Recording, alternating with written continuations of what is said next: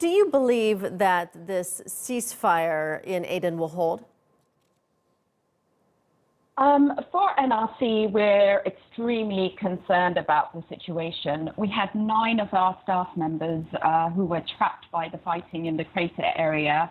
We were extremely concerned about their safety and well-being. They were trapped in their homes. They were worried about running out of food and water.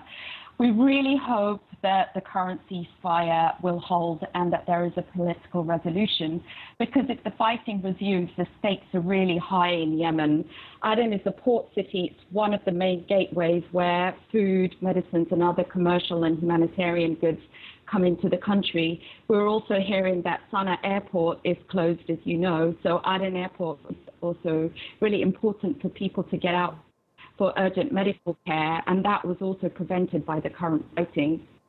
Right. How much does this complicate things further in Yemen, not with just getting aid and food and supplies to people, but how does it complicate establishing peace and make that more difficult? I think the last thing we want to see in Yemen is new areas where there's heavy fighting and there's civilian casualties and there's a worsening humanitarian crisis. We know that there is fighting raging in many parts of Yemen. When you look at Hajjah, when you look at Hodeidah, when you look at Taiz, when you look at Al-Dale in the south as well. And what does the fighting mean? The fighting essentially means more displaced people that a lot of humanitarian agencies are struggling to reach. Yemen already has millions of hungry people that we need to be able to feed. And so for us, the situation is really, really concerning. And the current fighting in Aden means that it's yet another area which complicates peace further and makes the situation worse for civilians.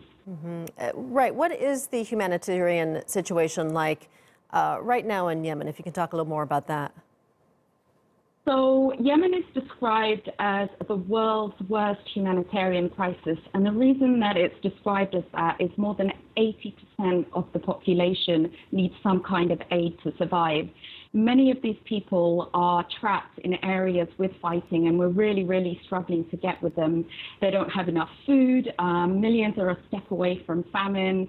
The needs are huge. So they need water, they need shelter. There's a cholera outbreak. So the situation simply can't get worse.